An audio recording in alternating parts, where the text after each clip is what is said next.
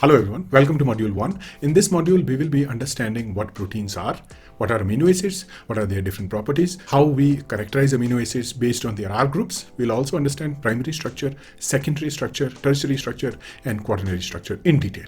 So this module will provide you a detailed overview of protein structure. Once you go through the module content and also check out all the resource material that is available, you should be able to complete the MCQ based quiz, and after completing that, you should be able to move on to the second module. So all the best for the module 1, and we'll meet in the module 2.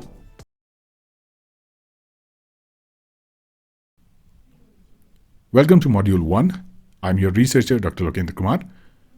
In this module, our goal is to understand fundamentals of protein structure and amino acids.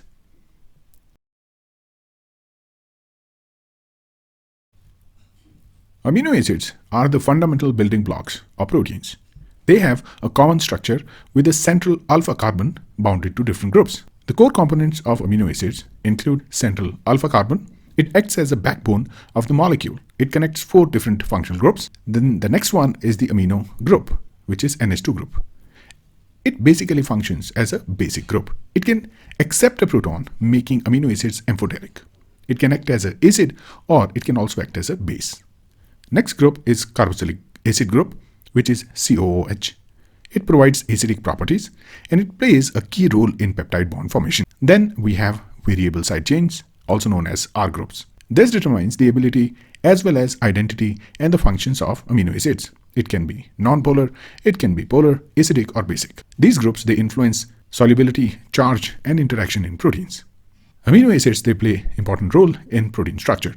The unique side chains enable diverse protein structure and functions. Amino acids polymerize via peptide bond formation to form polypeptides.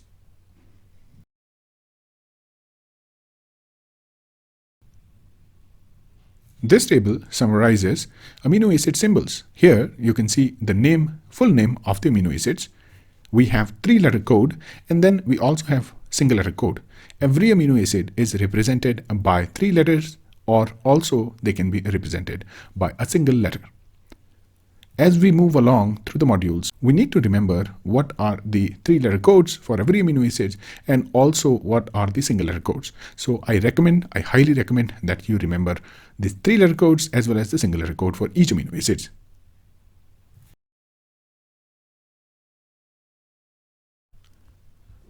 Amino acids, they exist as zwitterions at physiological pH, which is 7.4. A zwitterion is a molecule that carries both positive as well as negative charge, but overall remains neutral. Amino group, which is NH2 group in this case, is usually protonated, which is NH3 positive, acts as a base, accepting a proton, which is H positive. In case of carboxylic group, which is COOH, this is usually deprotonated, which is COO negative. It acts as an acid, donating a proton, which is H positive. Why zwitterionic nature is important? It increases the water solubility of amino acids and also helps in protein folding as well as its interactions.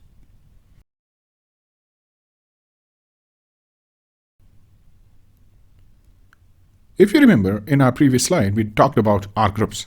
Every amino acid will have a specific R group that will determine its function. In this case, we are discussing non-polar amino acids. In this category, we have glycine, we have alanine, we have valine. Glycine is the smallest amino acid with a hydrogen as its side chain. It provides flexibility in the protein structure overall. Next one is alanine. In this case, CH3 group is present and it is moderately hydrophobic, often found in interiors of the protein, stabilizing the hydrophobic cores. Next is valine. It is also represented with the letter V or with the 3-letter code VAL. It contains a branched hydrocarbon, which is CH-CH3, and then again CH3. So you can see CH-CH3, again CH3. It is more hydrophobic than glycine and alanine.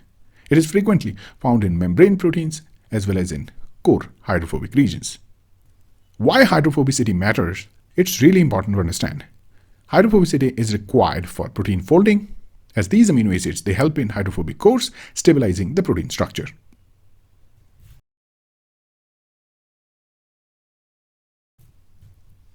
In the next category of amino acids are the polar amino acids.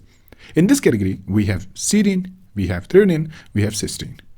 As in case of serine, you can see we have OH group. It contains a hydroxyl group, which is OH group in the side chain. It is involved in hydrogen bonding and also very, very important when it comes to enzyme active sites. Next one is threonine. Threonine, you have OH group. In addition to OH group, you have CH3 group. It is important in protein-protein interactions as well as in enzymatic activity. It is also involved in phosphorylating the regions or proteins. Next one is cysteine. In cysteine, you can see SH group, which is thiol group, making it unique. It forms disulfide bonds with other molecules and hence stabilizing the protein structure. It's highly essential for protein folding and structural integrity.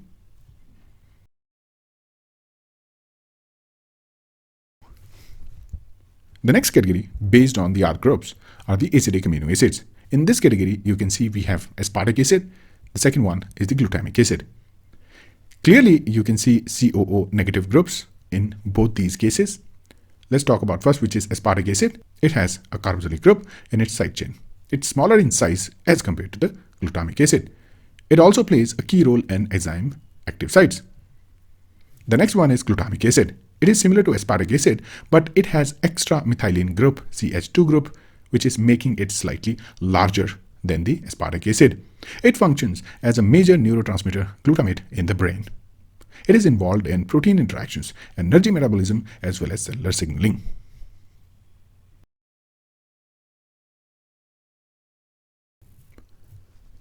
Alright, moving to the next category, which is basic amino acids.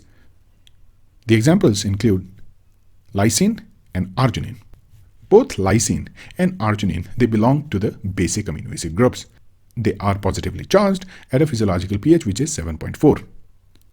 Let's talk about these amino acids separately. Lysine, it's also represented with letter K.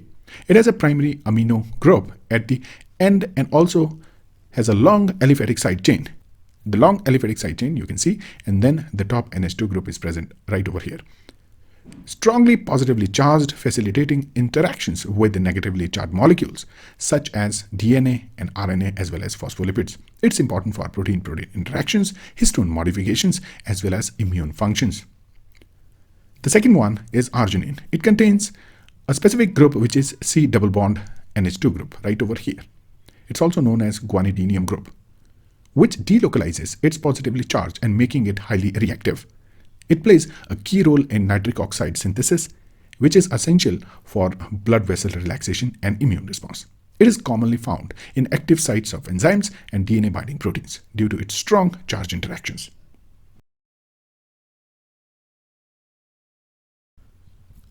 Amino acids, they link together to form peptides and proteins through peptide bond formation. The reaction occurs between one amino acid and another amino acid by condensation reaction. In this case, one water molecule is removed and both these amino acids, they will join together with the formation of peptide bond. The peptide bond is CONH bond. In this reaction, you can see a dipeptide which is getting formed from two amino acids. A dipeptide forms when two amino acids, they are linked with a peptide bond. Some of the characteristics of peptide bond include the partial double bond character. Because of this, peptide bond is restricted in rotation. The most peptide bonds, they are also in trans configuration, reducing the steric hindrance. And the final one, the electron delocalization between the CO and the NH2 group provides more stability. The biological function or significance of peptide bond is peptide bonds, they are primary structure of the protein. Peptide bond formation is catalyzed by ribosomes during the protein synthesis. Peptide bonds, they can be broken by proteases or acidic conditions, allowing the protein to degrade under those environmental conditions.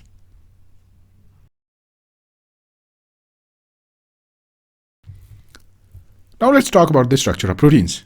Proteins can acquire primary structure, secondary structure, tertiary structure, as well as quaternary structure. Here I'm describing these three important structures and I'll show you quaternary structure in the next slide. Primary structure are the unique linear sequences of amino acids and they are bound with the peptide bond.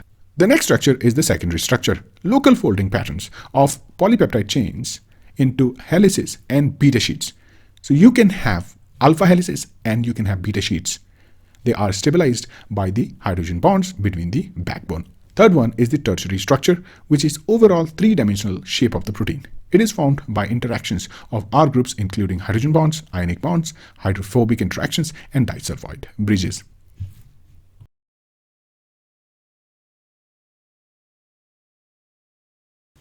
Let's understand the same concept with the illustration. This is the primary structure where you have all these amino acids. They are bounded with the peptide bond and forming a linear chain. So the peptide bonds that are formed that are going to hold up the amino acids, and a linear sequence of amino acids is going to get formed. This is the primary structure. Secondary structure, specifically the alpha helix structure, is right-handed coiled structure of the protein. It is stabilized by intramolecular hydrogen bond between the backbone atoms. The second one that is not shown here is the beta sheet. It is formed by hydrogen bonds between parallel or anti-parallel peptide polypeptide chains. Then you have tertiary structure that you can see over here. It's the three-dimensional 3D folding of single polypeptide chain. It can have alpha helix, it can have beta sheets, and that entire structure will be the tertiary structure. It can have hydrophobic interactions, it can have hydrogen bonds, disulfide bonds, as well as ionic bonds. The example is globular shape of enzymes like myoglobin. And then you have final, which is quaternary structure.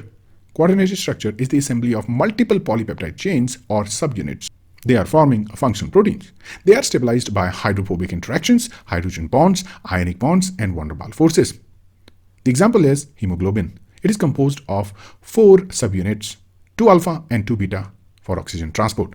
So in case of quaternary structure, you will have different domains that are bound together. It is essential to understand the basic structural components as we move along to see the proteins in our visualization software.